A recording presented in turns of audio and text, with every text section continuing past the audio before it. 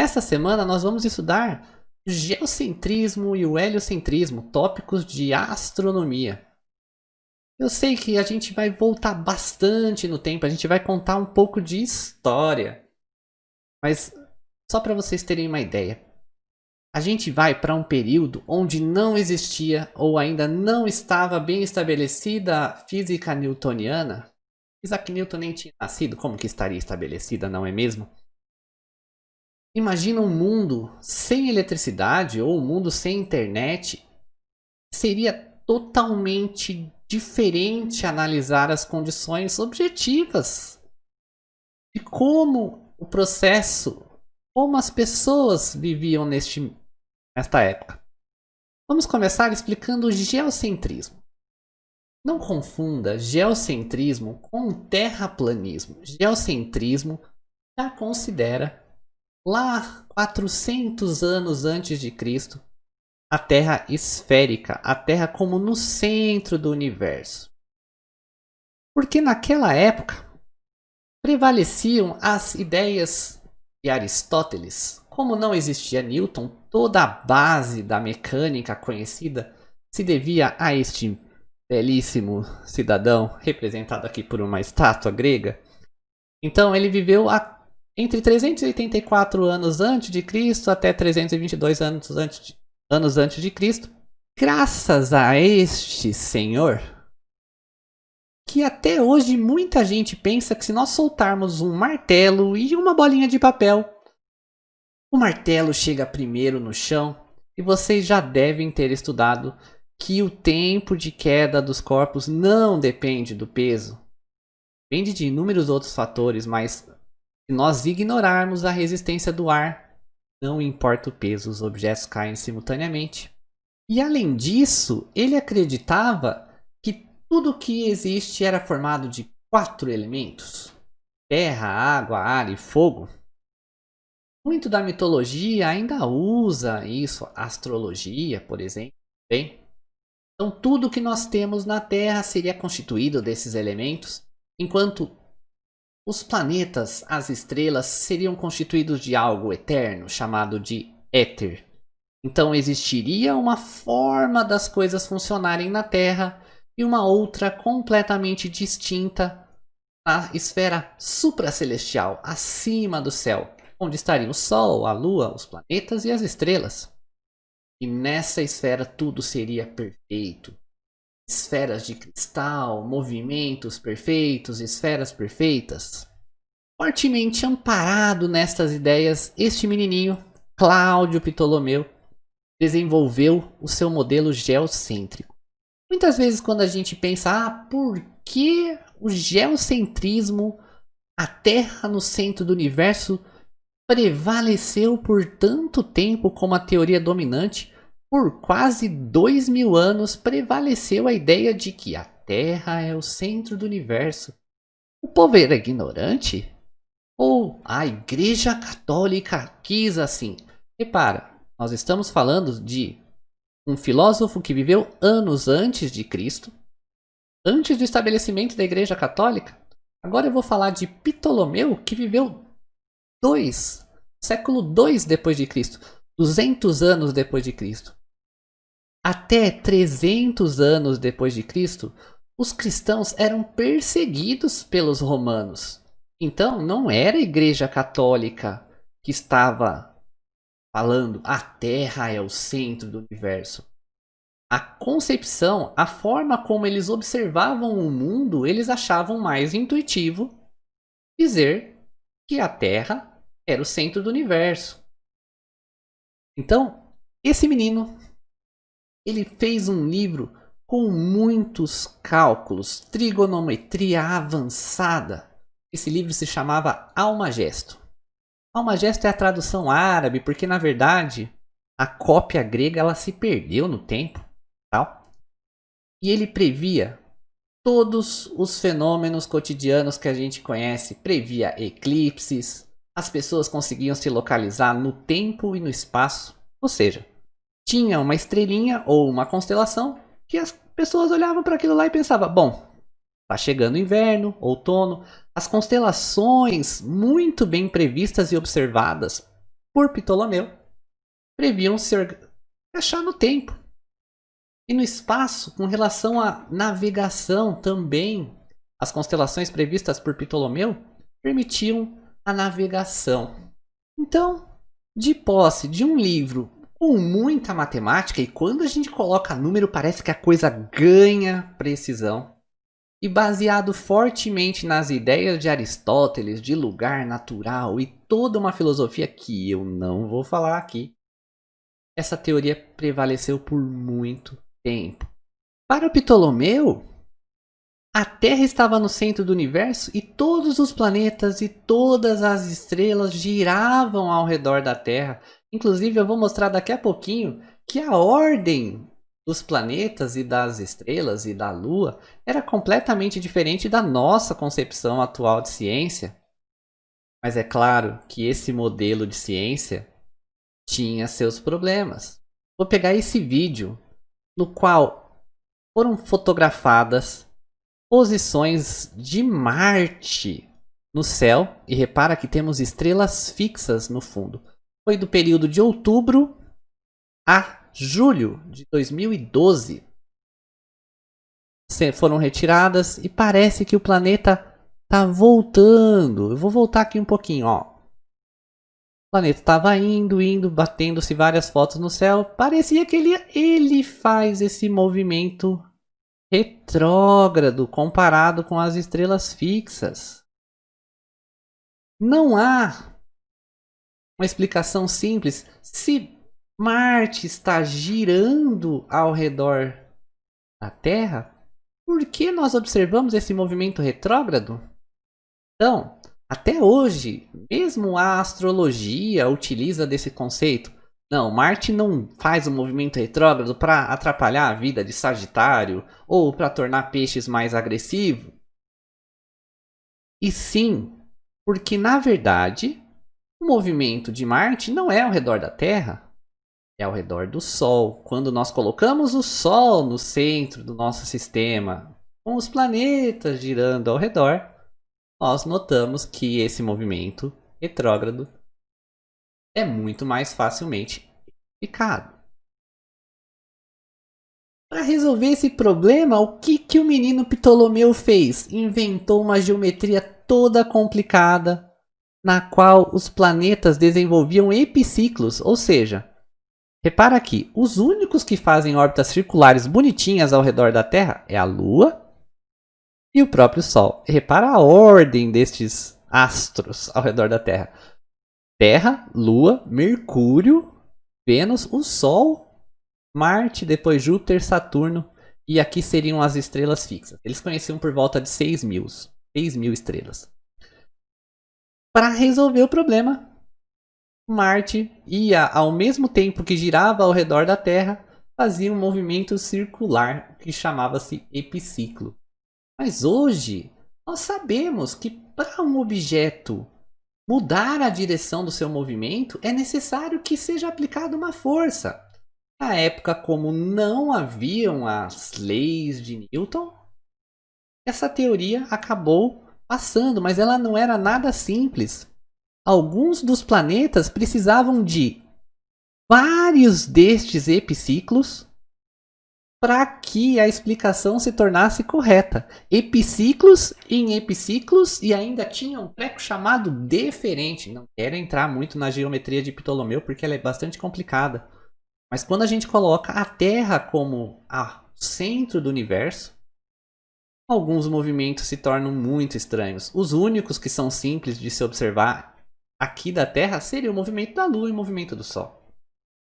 No início, não era a igreja que dava base para a teoria geocêntrica, mas com o passar dos anos ela acabou se tornando adequada. Por exemplo, vejamos nessa representação de 1584. Terra esférica no centro do universo, Lua, Mercúrio, Vênus, Sol, Marte, tem um inferninho aqui, o céu, daí eles colocaram paraíso, colocaram purgatório. Então, a igreja e a ciência em algum momento convergiram, porque era adequado ali naquela fase. Mas eu ainda vou falar um pouquinho mais sobre a igreja e essa relação da ciência, rompimento com os gregos, daqui a pouquinho. Havia outros problemas na teoria geocêntrica. Pela teoria geocêntrica, nós deveríamos ver Vênus em qualquer momento da noite. Por quê? Se Vênus e Mercúrio orbitam ao redor da Terra, 8 horas da noite não haveria nada que impedisse de visualizar esses dois planetas. No entanto, Vênus e Mercúrio só são visíveis próximos do nascer do Sol ou próximos do pôr do Sol. Então, os planetas com órbitas interiores, ou seja, que estão antes da Terra, no nosso modelo atual, eles não eram visualizados, era um grande problema. Algumas modificações foram feitas para tentar salvar. Mas vamos falar agora do heliocentrismo. O heliocentrismo também teve um cidadão lá no tempo dos gregos, Aristarco de Samos, que viveu entre 320 e 250 anos antes de Cristo, que ele falava que o Sol estava situado no centro do universo. Esse menino, ele era muito bom, ele tinha um jeito todo sutil de calcular a distância e as dimensões da Lua e do Sol. Ele teve um jeito muito sutil. Só que como o Almagesto do Ptolomeu tinha tanta matemática e ele era tão útil para a agricultura, ele acabou prevalecendo por mais de 2000 anos. Eu disse que ainda ia falar da Igreja Católica. 300 anos depois de Cristo, a Igreja Católica, o cristianismo foi aceito pelos romanos e foi a religião oficial. Por volta de 420 anos depois de Cristo, um importante padre, conhecido como Santo Agostinho, ele deu consistência para a Igreja Católica. E o modelo grego, a filosofia grega de surgimento do universo, a astronomia grega já não casava muito bem com a ideia de águas supracelestiais, com o que estava escrito na Bíblia. Então houve o início de um período que a gente conhece como Idade das Trevas. Queimaram o farol de Alexandria, que era uma grande biblioteca. Assassinaram uma grande matemática chamada Hipátia. Ano passado saiu um filme muito legal sobre ela, vale muito a pena. Uma mulher brilhante que viveu por volta de 400 anos depois de Cristo. Então, em particular, depois do século VI, a Europa perdeu quase toda a bagagem que tinha de cultura grega. E houve um período de pouquíssima produção cultural e científica, que só foi ser recuperada na época do Renascimento. Um cientista chamado Nicolau Copérnico, que viveu entre 1451 e 1506, ele propôs de volta o heliocentrismo. E que estava acontecendo no mundo por volta de 1500 e que foi descoberto em 1500. 1492, descoberta da América, 1500 descobriram ou invadiram o Brasil. Os europeus estavam retomando as navegações. A partir do momento que a Europa passou por aqueles períodos de guerra, período de instabilidade, a ciência começa a aflorar novamente. Então, Copérnico viveu no período do Renascimento e ele propôs que a Terra não era o centro do universo. O centro da Terra é o centro da órbita apenas da Lua. Todos os planetas revolucionam em torno do Sol. As estrelas estão muito mais distantes do que o Sol. O movimento aparente das estrelas no céu é devido à rotação da Terra em torno de seu eixo. O movimento aparente do Sol visto da Terra é devido à rotação da Terra em torno de seu eixo. E o movimento retrógrado dos planetas é consequência do movimento da Terra em torno do Sol. Então esse cara vem falar que a Terra, além de não estar parada, ela gira ao redor do seu próprio eixo e gira ao redor do Sol. Sendo que na Idade das Trevas, na Idade Média, até acreditavam que a Terra era plana. Ideia que já começou a cair por terra com as navegações de Cristóvão Colombo, né? Porque se a Terra fosse plana, eles acreditavam na ideia de abismo, coisas que vocês já estudaram na história. Repara o quanto o período histórico influencia no desenvolvimento da ciência e quanto a ciência influencia no desenvolvimento da sociedade. Com a teoria de Copérnico, o problema do movimento retrógrado foi resolvido. O problema de nós só observarmos Mercúrio e Vênus em certos horários do dia. Mas era muito difícil de ser aceita a teoria dele porque ainda não eram feitas observações muito precisas. Quem veio para dar uma grande contribuição para isso foi o famosíssimo Galileu Galilei. Menino que já soltou objetos da Torre de Pisa. Ele começou, não foi o primeiro, mas foi um dos primeiros a utilizar telescópios. Com um telescópio de capacidade de 20 vezes de aumento, ele fez observações da Lua e ele observou que a Lua não era aquela coisa esférica, linda, perfeita prevista por Aristóteles. Ele observou luas de Júpiter, ele observou 4 satélites naturais de Júpiter, ou seja, nem tudo gira ao redor da Terra. Se tem satélites ao redor de Júpiter, é porque a Terra não é essa exclusividade toda, não é tudo girando ao nosso redor. Além de observar que a Lua não era tão perfeita, ele observou manchas solares. O Sol também não era tão perfeito. Ele observou que Vênus apresentava variações no seu brilho. Afinal, em alguns momentos o planeta está mais próximo, em outros ele está mais distante. Galileu trouxe muitas contribuições para a física, mas ele escreveu um livro que chamava Diálogo Relativo aos dois grandes sistemas de Ptolomaico e Copernicano. Ele criou 3 personagens, Salviati, Sagredo e Simplício, onde Simplício era nada mais nada menos do que um personagem que se baseava em Aristóteles e claramente apresentava falas do Papa da época. Aí imagina, Galileu Galilei viveu na Itália, muito próximo do Vaticano, e começou a tirar o Papa de ignorante. O que aconteceu? Embora ele fosse muito amigo do Papa, a partir do momento que ele escreveu o livro em que o Papa era ironizado, ele foi para julgamento. E se por um lado ele estava falando, dando a entender que a Terra girava ao redor do próprio eixo e girava ao redor do Sol, ele teve que voltar atrás para que não fosse condenado.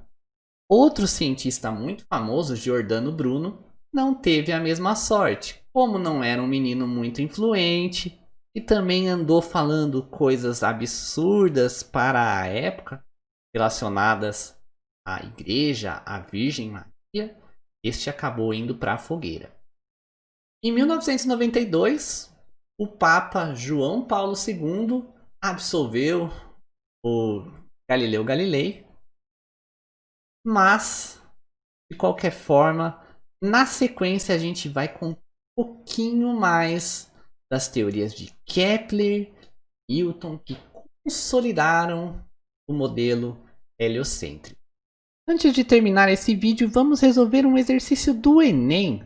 O texto foi extraído da peça Troilo e Cressida de William Shakespeare, escrita provavelmente em 1601. Os próprios céus, planetas e este centro reconhecem graus, prioridade, classe, constância, marcha, distância, estação, forma, função e regularidade, sempre iguais. Eis porque o glorioso astro-sol está em nobre eminência, entronizado e centralizado no meio dos outros, e seu olhar benfazejo corrige. os maus aspectos dos planetas malfazejos. E qual rei que comanda, ordena, tem entraves aos bons e aos maus? De William Shakespeare, no personagem Ulisses, ato 1, cena 3. A descrição feita pelo dramaturgo renascentista inglês se aproxima da teoria, a teoria que tem o Sol como centro do universo é a teoria heliocêntrica do polonês Nicolau Copérnico, alternativa C. Valeu pela atenção, galera, e a gente se vê.